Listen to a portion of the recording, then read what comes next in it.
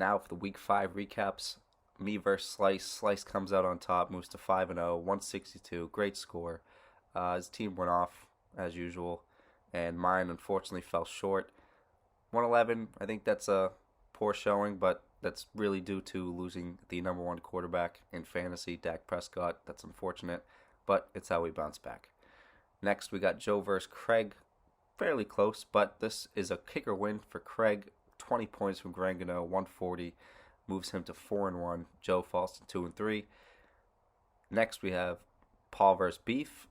Just unfortunate for Paul. I'll leave it at that. And Beef moves to 3-2. Next, we had Stan versus Spoots. Stan, king of shit talking this year, loves it. He's a great addition to this league, and he comes out on top in a close battle. Unfortunately, Monday Magic could not happen for Spoots yet again with Kamara. I just need a little bit more. Falls to 1-4. That's not great for Spoots, but I think he said it in the chat, those 1-4 people aren't scared. Last, we had G versus Steve, and G comes out on top, 144.2 to 128. Close, but not that close, and G gets the win. That's all he wanted. 3-2. Steve 2-3.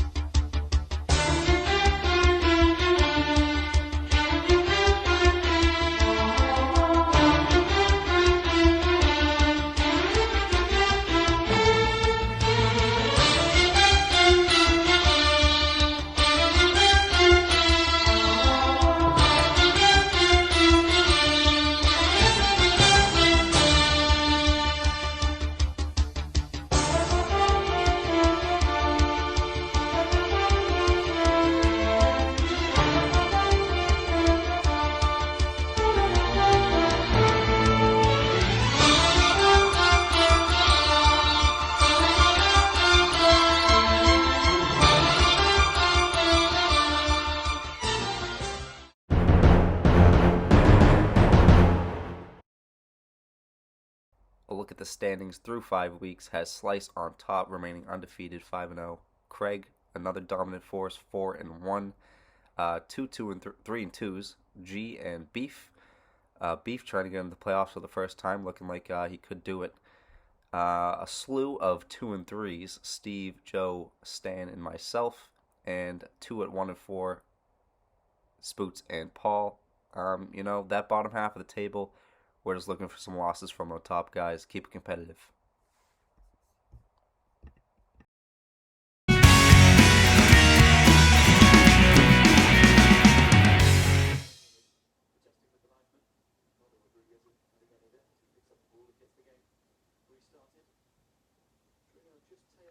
Fucking Spoots forgot to do his video this week.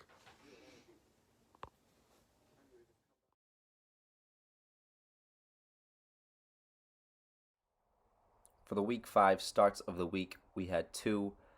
First is G powering himself through a win over Steve with Darius Slayton, 20.9 points, without which he would not have won that game. And second is the more funny one, Graham Gano with 20 points from Craig, beating Joe by 16 points, without which there's a chance that Craig would not have won. A nice kicker win for Craig there.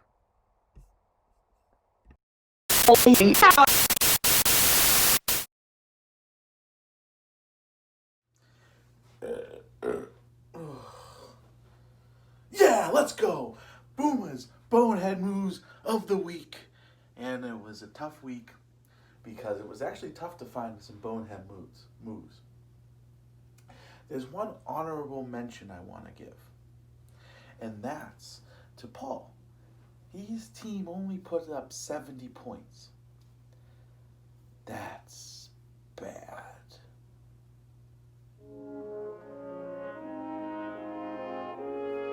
Sorry, I just heard sad music playing. Damn. Anyway, the best and I think the funniest bonehead move from this week is actually from my game, and that was my old friend Joe. the shit week guy, that guy, because he put in Keenan Allen, who got hurt. And if he put in DK Metcalf, he would have beat me by 1 point. That's hilarious. I tell you, I've told you 3 times this year, put DK Metcalf in your game. He gets you points. The other people don't. It's a simple equation, Joe. Good players plus in your lineup equals points. That was a bonehead move, man. Bonehead, you're a bonehead. Bonehead together. Picture of Joe right here. Bonehead. Bonehead move. See you next week. And guess what, Joe? We can't blame you. Because everyone can make a mistake in fantasy football. See you next week.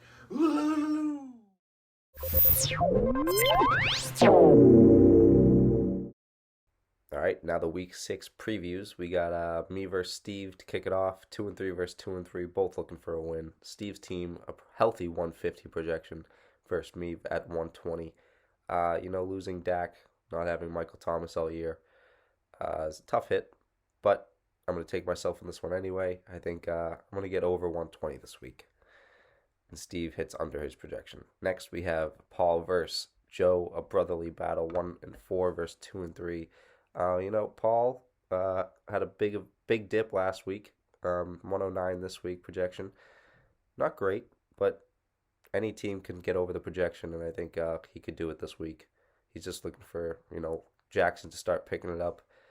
Joe, on the other hand, looking to keep it going, stay in this competition. Both need a win. I'm going to lean Joe on this one. Next, we have Craig versus Stan. Pretty good battle here. Craig with a very nice projection of 140. And having most of his team back helps. He's got Adams back this week, hopefully. 4-1. I think he moves to 5-1 this week. Next, we got Beef versus Slice. Good battle here. But Slice 5-0, and I think he's going to get to 6-0. He's a force to be reckoned with once again this year. And, yeah, his team's just too good. He got a little lucky getting Mike Davis early, and that's helped him keep going and keep getting high scores. He's been great. So I think he moves to 6-0. And last we have Spoots versus G, the creator of the nickname Armpit Nick versus Nick himself, 125 to 109 projections, and I'm going to lean G in this one.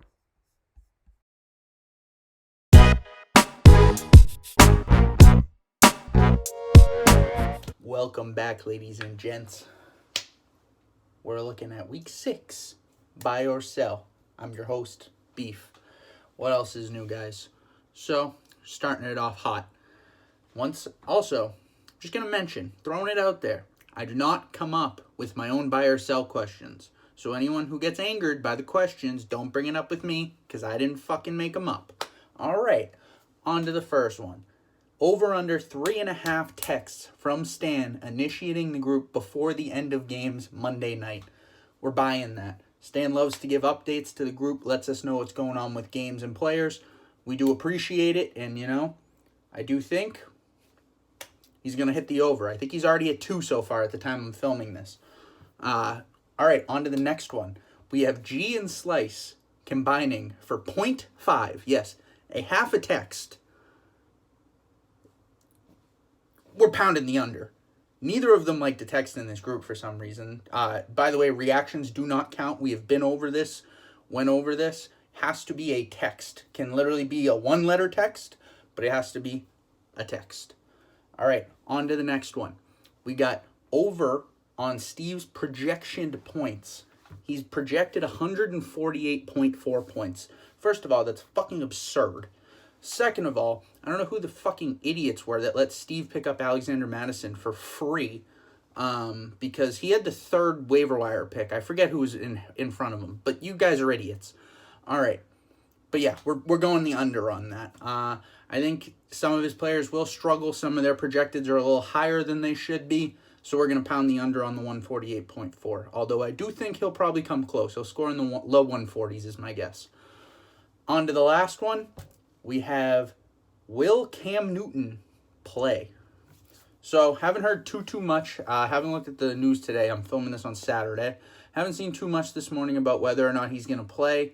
I'm assuming that he is. It would pretty much just be up to whether or not he passed both of his negative COVID tests. But yeah, I'm gonna probably say yes, he's gonna play. But yeah, that's my segment for the week. I will see you all next week. So peace out, fuckers.